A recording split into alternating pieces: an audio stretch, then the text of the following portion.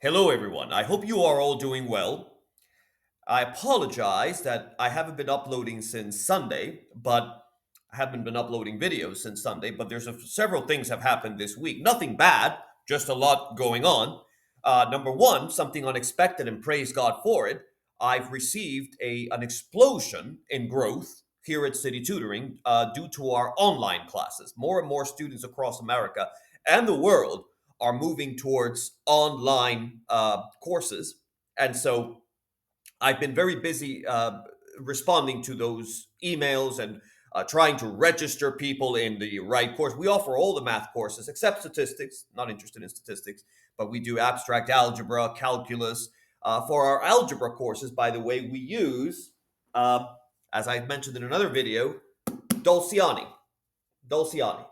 This is for algebra 1, for our algebra 1 students, and we make no secret about that. We love to use Dolciani. We use the Dolciani method. We are the only school in America that uses, the only academy that uses Dolciani. No one else in America today uses it. And those of you who are I know some of my subscribers, you're in a different country. In the case of the United States, this was one of the most rigorous and best mathematics textbooks ever written. As I mentioned, I'm going to link down the video in the description where I discussed this book. But and of course we used book 2 for our intermediate algebra course as well. So I will be doing a book review next week of, I don't want to say which one yet, but it's a lot of you have asked me to do math reviews of books. The other thing that came up recently is that I might have to go up to Washington D.C. for a trip, and so I've been kind of postponing it. I was thinking about this week, and then I said, no, I don't want to. I don't like going up there. It's the swamp. But sometimes things happen where you have to conduct business in Washington, at least in my case. So I've been rather this week has been a little bit crazy.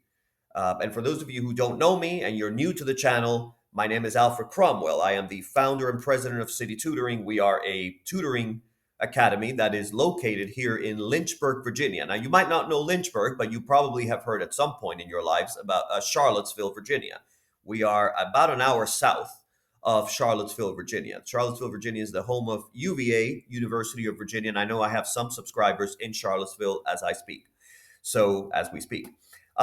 But before I decided to do this video, I really had a difficult time thinking about a title. I was hesitant to put the title because, on the one hand, the Bible warns us against pride. But let's be honest, God must have made, I think, an exception for mathematicians. After all, we are the ones unraveling the mysteries of his perfect creation. And Proverbs 25:2, I was reminded this morning that it says it is the glory of God to conceal a thing, but the honor of kings to search out a matter. My friends, we are those kings. And it also says, by the way, in Matthew 5:48, it actually commands us. It says, "Be ye," that's a command, "be ye therefore perfect, even as your Father which is in heaven is perfect." Perfection. We should strive for perfection. Even the Bible says that. That is our domain. And you see it while other fields or studies or degrees, they fumble with silly interpretations and opinions. We deal in absolute, unshakable truth.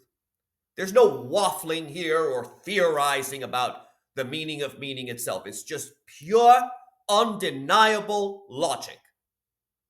And really, with only a handful of self-evident axioms, we have built entire mathematical empires.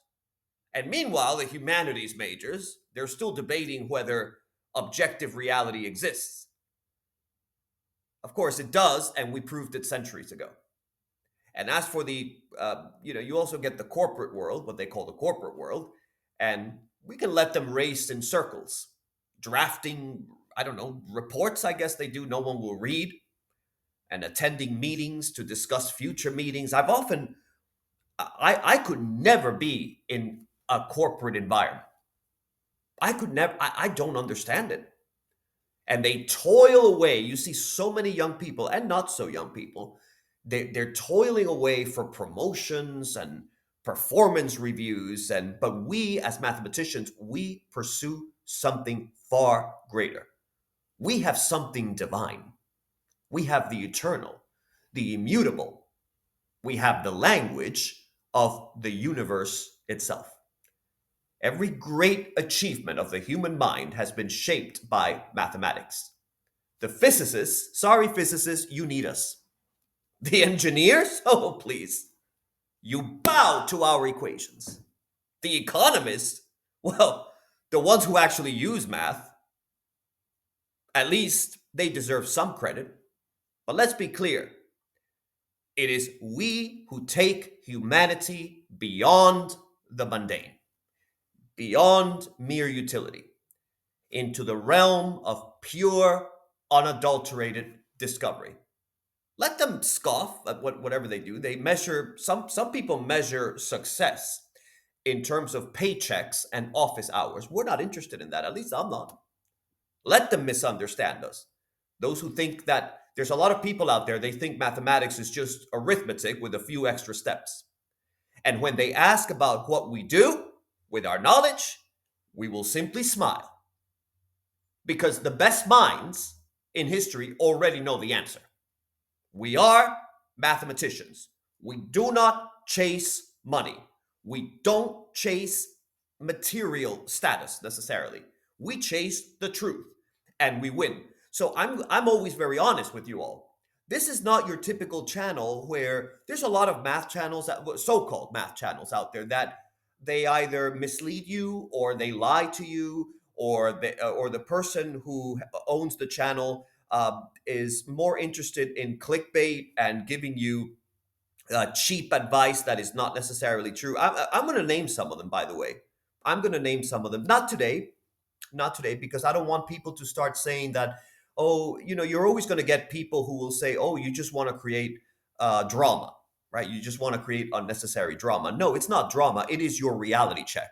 And there's a lot of people next week, especially if I'm not going to mention the person, but that person is going to get a reality check very soon, at least from this channel, because we are about truth. So if you ever hear someone tell you that you're failing at math, for example, and that you're going to become a great mathematician just by drawing sketches and believing in yourself and all that nonsense, that's not what I'm going to tell you. I'm going to tell you that there is no other way to be a mathematician except through hard work, and also you have to have a special dedication for it. And not everyone has it. And that's okay. You can take the place of someone else. You can focus on your other talents. Not everyone has to be a mathematician. But I'm not going to be one of those people who sugarcoat things and tell you that, oh, if you're failing in math, you still have hope. I mean, some of you do, but not everyone. Those laws do not apply to everyone. Some people will. I was one of those people. I started out as a failure in mathematics, but I realized that it was all because of my fault. I was not focusing properly on the things that I had to focus on. And but don't be fooled by some of these. I call them, the cliche. They're snake oil salesmen. And I think by my reference, some of you know who I am referring to, but I won't mention it in this video. Anyway, here we go with we need to start off with the theorem. All right, everyone, this is the theorem. We finally arrive at the fundamentals here. There exists a unique, complete, ordered field. And we call this field the real numbers. Now notice the behavior, because if you look at page 17 of one of the most famous analysis books ever written by Rudin, called Principles of Mathematical Analysis, I'm working from this definition. But some of you are new to this whole concept, and we have to talk. We will be discussing in this video Dedekind cuts. You have to think of the real numbers as a long, unbroken number line. And you need the Dedekind cuts because they are a way of defining real numbers by cutting, if we could put it that way, the number line into two parts. So imagine yourselves, if you take all the numbers less than some value, right? Let's use the radical 2 because that's the example that we talked about in a previous video. We know that the square root of 2 is irrational, but we still have to include irrationals in the set of real numbers. So what we do is we take all the numbers that are less than some value of this, we separate them into one group. We can call the one group the left set. And you put all the numbers greater than or equal to the square root of 2 into another group. We could call that the right set. And this cut that we'll be referring to, it really defines, in this case, the square root of 2, without needing decimals. And why would you do that? Because, as we said before, and as you should know if you're watching this series, numbers like the square root of 2 do not have an obvious fraction representation. Because that is the whole definition of a rational number, is some kind of fractional representation. So Dedekind's idea allows us to define them just by knowing which numbers are smaller and which are bigger. But it's a bit complicated. So if we define, how do we define, for example, the square root of 2? We could talk about the left set, right? You can have numbers like, 1.4, 1.41. See if I can put them in here.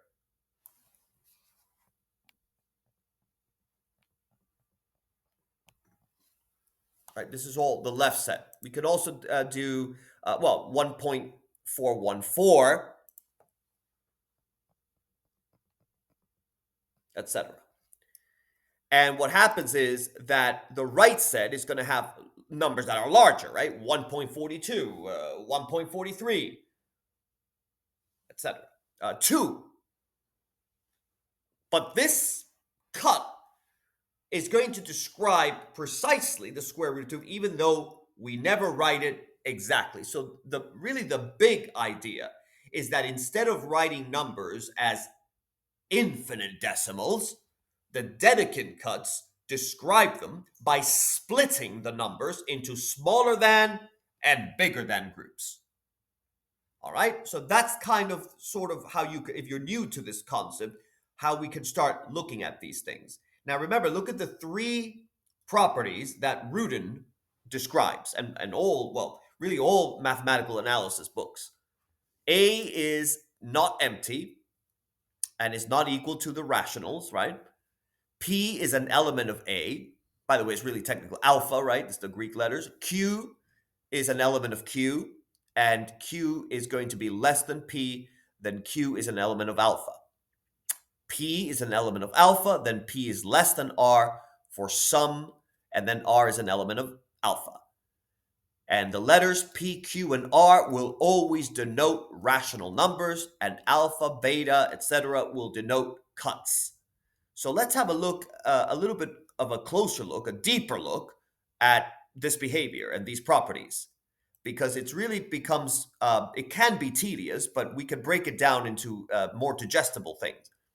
So as we take a moment to consider these properties, much like the good old days of rigorous mathematical exploration, we have to once again delve into the depths of abstraction, and where the real number x is not a mere thing, but we have to think of it as a well-constructed set. A set of rationals, of course, since we've already gone through the trouble of discussing the rationals, we said that there were holes in the rationals, but the rationals had to be constructed. And now we have to think that each real number, called x, let's say, is going to be represented by the set of all rationals that are strictly less than x. And these sets are what are commonly called cuts. Dedekind cuts. A charming term, isn't it? It's almost as if there's something to be carefully carved out, much like a sculptor might carve a statue, albeit with a bit more precision and a lot less marble dust. And as we continue down this path, do take a moment to convince yourself of the rather delightful fact that each real number corresponds to a unique cut, and each cut, in turn, corresponds to a unique real number.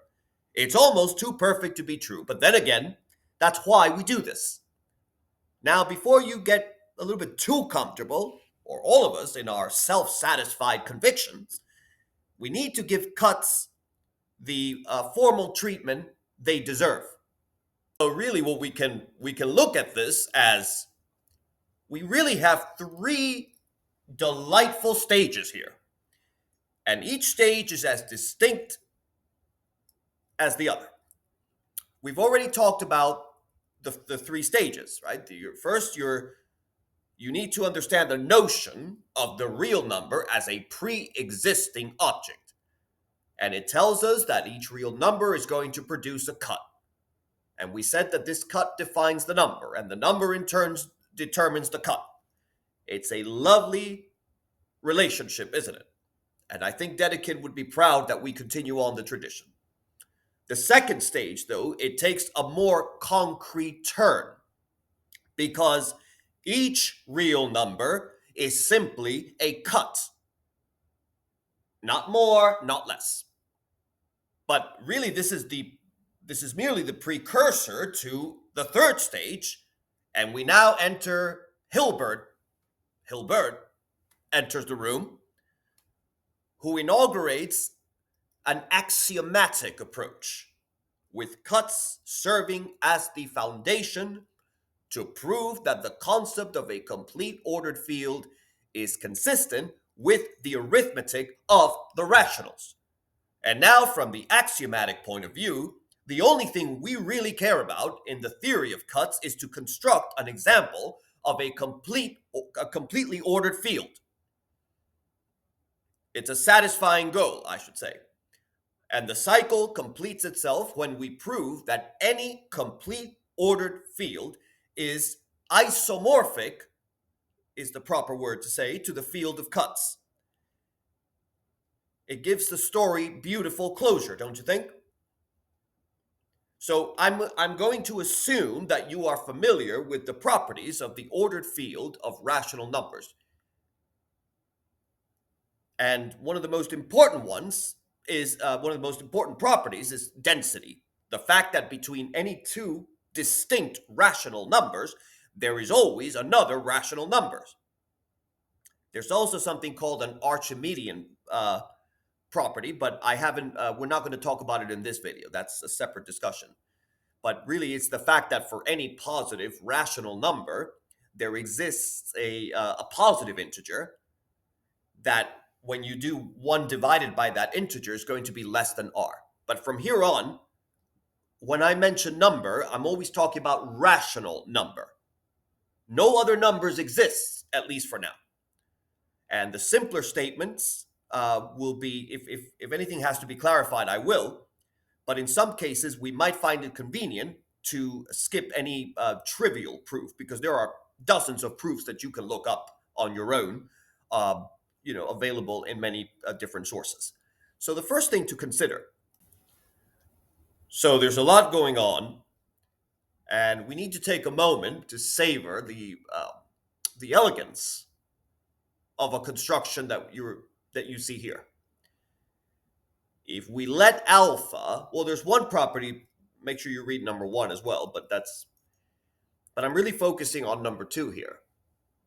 We're going to let alpha represent the set of positive rationals that satisfy the equation r squared is greater than 2. It's a simple condition, but really it leads us to an interesting thought. It's clear that obviously every member of alpha is going to be greater than 1. Moreover, if r belongs to alpha, then any number s, we can call it, greater than r must also belong to A. It's a neat little property, and one that keeps the set orderly and yet expansive. Now, it is also equally clear that alpha is not empty and thus satisfying the properties that we discussed earlier. And neither is its complement, by the way.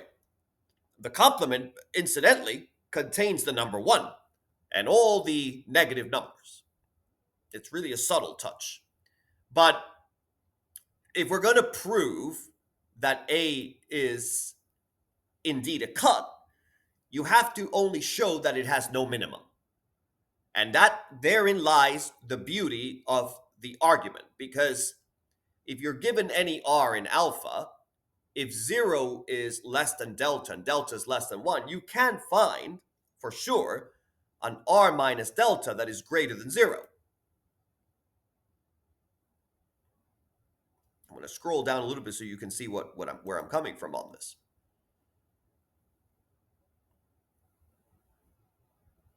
And we have an inequality or a statement here that holds. The last term is, of course, greater than 2. As long as we satisfy the condition r squared minus 2 divided by 2r is going to be greater than delta. And that's really where it really satisfies the required conditions for r minus delta to belong to alpha. And again, what are the conditions? Well, r minus delta has to be greater than 0. And also, r minus delta squared has to be greater than 2. So no matter how small you make delta, you can always find a number just a bit smaller than r, and yet you're still in that set. I think it's a satisfying construction, but there are opinions as to which approach is best. Another way to look at this, I forgot to scroll. There we go. This is where I was coming from. But there's more to say about these things. I wanted also to share with you, in case you forgot, these are all the properties related to the axioms related to the real numbers. And of course, we have to take into account the completeness, the axiom of completeness that we discussed in the previous video of this series. I also wanted to address a question by someone left me a comment, I believe Dallas Dominguez. Dallas Dominguez, if you're watching this video, you asked me about Cauchy sequences. And really in the context of real numbers and in any kind of metric, what are called metric spaces, a Cauchy sequence is it's a sequence of numbers where the elements are getting arbitrarily close to each other as the sequence progresses. If you want to look at it formally, you have a sequence. We can call a sequence x sub n. And you're going to see the relationship sometimes with Dedekind cuts. So we can talk about a sequence as x sub n of real numbers if for every positive number, right, we're going to say that for every positive number e is greater than 0.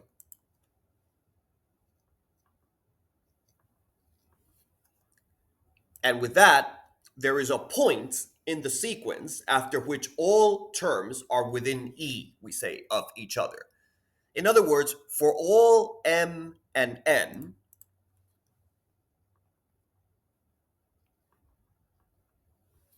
if you look at it from that perspective, that it has to be greater than or equal to n,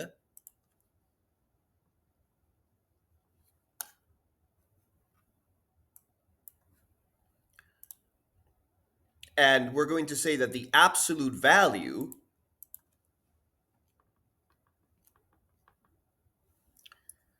of x sub n minus x sub m is going to be less than e.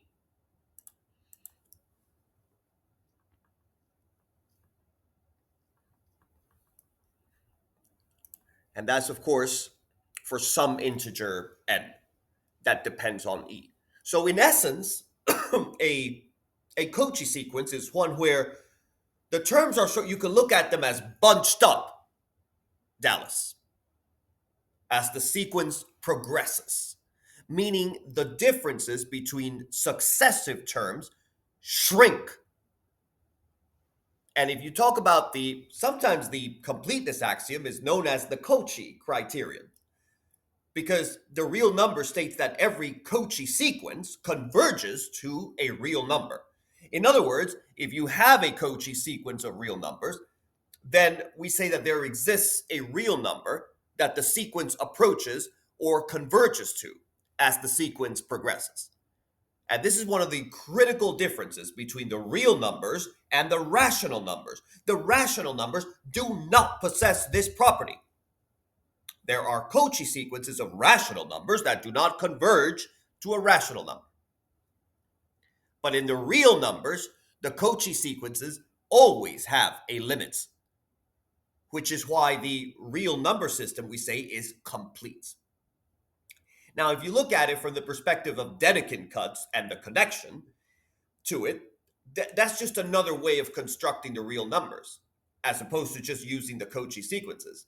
Remember that Dedekind cut, we have said, is a partition of the rational numbers into two non-empty sets that we said were A and B. And it represents a real number in a different way because it partitions the number line. But the key connection to the Cauchy sequences is that Dedekind, they're just two different ways of defining and constructing, we should say. We should use the word constructing the real numbers. Cauchy sequences tend to focus on the idea of the sequences of rationals get arbitrarily close to each other. But Dedekind cuts focus more on that, creating that gap between the set of rationals to define a real number, to close those holes. And it's also because we have to use it to show the completeness of the real numbers. So the Cauchy sequences, you can say, are sort of like a more attractive because it's more commonly known or commonly approached, especially in more modern analysis courses than the Dedekind cuts.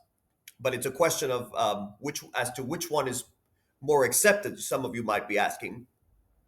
It's used more in modern analysis because it directly ties into completeness, metric spaces, and the topological properties of the real numbers. It's more directly applicable in various areas of mathematics. You have functional analysis, topology, etc. But the Dedekind cuts are very accepted also, and they are, especially in a discussion like this, about the real numbers. But anyway, I hope that helps to break it down, the distinction. So I hope this video was sort of helpful. I wanted to say a lot more, but again, I just had an appointment and there's always something coming up. But I'm trying my best to, we have to talk about sup and infimum, etc. We still have a lot of discussion, so this is only a beginning. There's a lot more to say about the construction of real numbers. But I hope you are all well. I'm trying my best. There's just always so much to do, and I feel very blessed with the opportunities that I have in life. Thank you all, and if I have time, I'll continue to post videos. If not, we'll see what happens. Thank you all, and have a blessed day.